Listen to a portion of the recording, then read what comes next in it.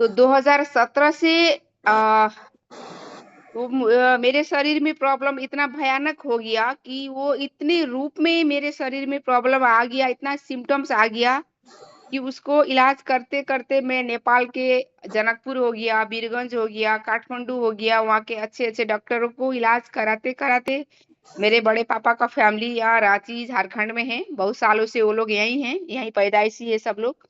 तो उन लोगों ने मुझे यहाँ इनवाइट किया, नेपाल में अच्छा इलाज नहीं होता है, आप एक बार इंडिया आ जाइए, यहाँ आइए, यहाँ अच्छा होता है।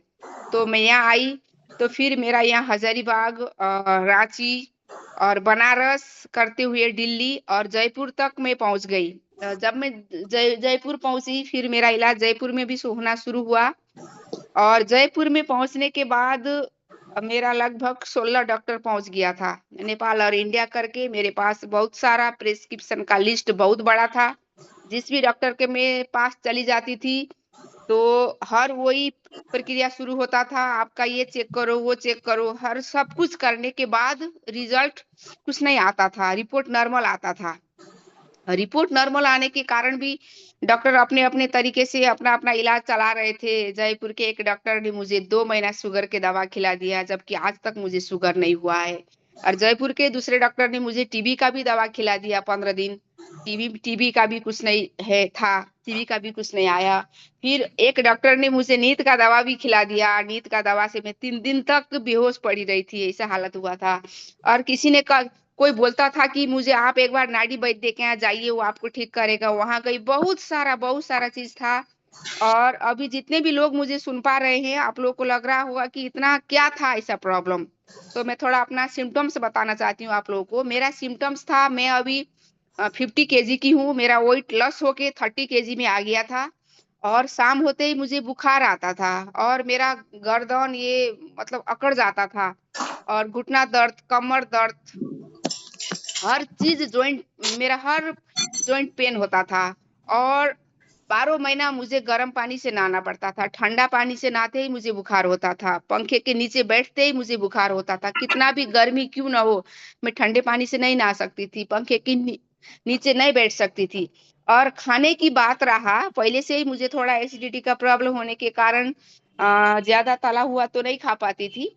तो और इतना ज़्यादा बढ़ गया कि मुझे उबला हुआ खाना खाना पड़ा। उबला हुआ खाना खाते-खाते मैंने अपने खाना के थाली में 4 बार वॉमिट किया है।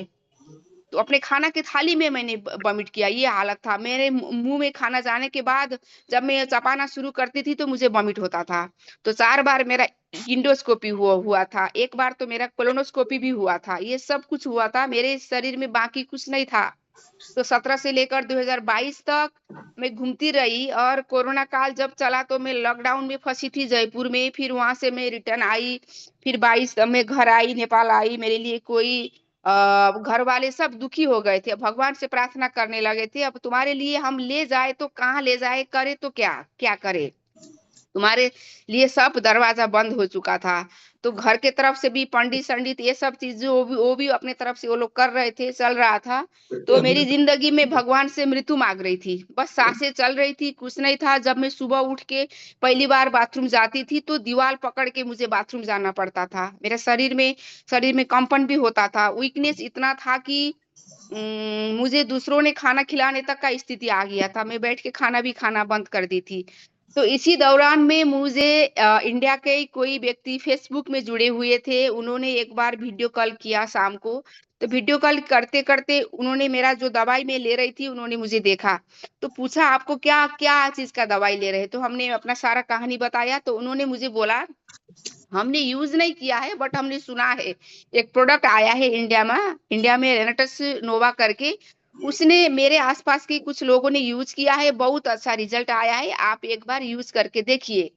तो मैंने मेरे इतने डॉक्टरों के प्रति, दवाई के प्रति मेरा बिलीव पावर खत्म हो चुका था। मैं इतना निराश हो चुकी थी ना डॉक्टरों का, कितने डॉक्टरों ने तो मुझे डाँट दिया था, आपको कोई बीमारी नहीं है, आप पता नहीं माइंड में आपका दिमाग का कोई प्रॉब्लम है, तो आपके दिमाग की प्रॉब्लम के लिए आप घूम रही है, कोई बीमारी नहीं है आपके शरीर में। यहाँ तक कितने डॉक्टरों ने मुझे डाँटा था और मुझे इतना भरोसा टूट गया था मेरा डॉक्टर प्रति, दवाई प्रति, तो 1 साल तक लगभग समझिए 1 साल तक मैंने उस बातों को इनकार कर दिया। मैं रेनेटस के लिए इनकार नहीं कर रही थी। मेरे दवा के प्रति जो मेरे अब कोई मुझे ठीक नहीं कर पाएगा, इस तरीके का एक अंदर से वो डर बैठ गया था। तो मैंने 1 साल तक तो उनका बात अनसुना कर दिया, नहीं सुना। फिर 1 साल के बाद अचानक आया एक बार, ठीक है इतना तो खर्च कर ही लिए तो एक बार करके देखते हैं।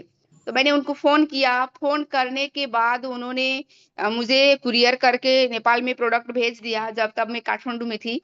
प्रोडक्ट भेज दिया, भेजने के जब मैंने प्रोडक्ट खाना शुरू किया, 7 दिन के अंदर मुझे सीढ़ी चढ़ने में कंफर्टेबल होने लगा।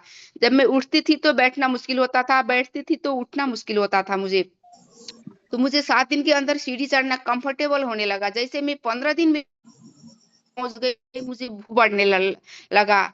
करते-करते 1 महीना में मेरा प्रोडक्ट खत्म हो गया। फिर मैंने उनको खुश होके प्रोडक्ट मँगवाया और मँगवाने के बाद 3 महीना का प्रोडक्ट लिया। 3 महीना पहुँचते-पहुँचते मेरा पूरा शरीर का नक्शा बदल गया। तो चारों तरफ खुशियाँ आ गई। मैंने फ़ेसबुक में फ़ोटो डालना शुरू किया तो सब लोग मुझे फ़ोन करने लगे, "तुम्हारा तो सब कुछ चेंज हो गया। क्या किया तुमने? ऐसा क्या हो गया?"